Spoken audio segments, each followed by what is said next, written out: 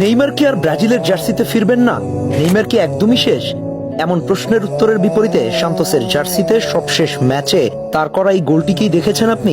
চলুন গোলটা একটু দেখাই। আপনি যদি ভালো করে খেয়াল করেন তাহলে দেখবেন নেইমারের পায়ে যখন বলটা এসে পৌঁছায় ও একটু সময় নিয়ে গোলকিপারকে রাইট সাইডে টেনে নিয়ে আসেন, সামনে থাকা ডিফেন্ডারদের পায়ের মাঝখান দিয়ে ফাঁক গলিয়ে বলটা সতীর্থের উদ্দেশ্যে বাড়িয়ে দেন। এরপর ফিরতি বলে যখন নেইমারের পায়ে বলটা আসে, এরপর যে শটটা নিয়েছেন সেটা কিন্তু নো লুক শট, অর্থাৎ গোল পোস্টের দিকে একেবারেই তাকাননি, তার চোখ ছিল বলের দিকে নিচে। নেইমারের স্ক্যানিং পাওয়ার কিংবা মাথায় এখনো ফুটবলটা কতটা ভালো চলে সেটা বুঝতে পারবেন। তিনি আগেই গোলকিপারকে টেনে নিয়ে এসেছিলেন, তার উপরে আগেই স্ক্যান করে রেখেছিলেন মাথার মধ্যে, এরপর অসাধারণ এক ফিনিশিং এ জালে দেখা পান নেইমার। এখনো ফুটবলটা কতটা মাথা দিয়ে খেলেন, বুঝলেন তো?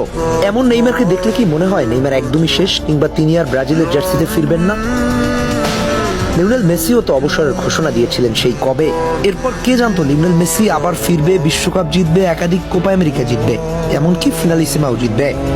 নেইমারের সবচেয়ে বড় প্রতিযোগী হচ্ছে ইনজুরি, কিন্তু তাও সবসময় তো আর শারীরিক কন্ডিশন এক হবে এমন কথা না।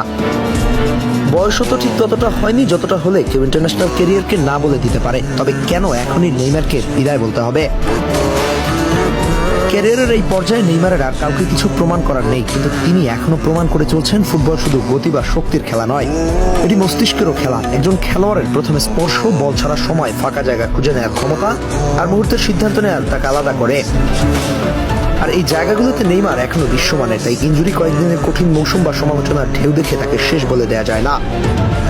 কারণ বড় খেলোয়াড়রা অনেক সময় নিজেদের গল্পের শেষ অধ্যায়টা লেখেন তখনই যখন সবাই মনে করে তাদের গল্প শেষ হয়ে গেছে। তাই নেইমারের ক্যারিয়ারের শেষ ঘন্টা বেজে গেছে এমন ঘোষণা দেওয়ার সময় এখনো আসেনি। হয়তো সামনে আবারও ইনজুরি আসবে, হয়তো সমালোচনাও থামবে না, কিন্তু যতদিন তার পায়ে এই ফুটবল বুদ্ধি, এই সৃজনশীলতা আর ম্যাচের গতিপথ বদলে দেওয়ার ক্ষমতা থাকবে, ততদিন তাকে বাতিল করে দেওয়া কঠিন।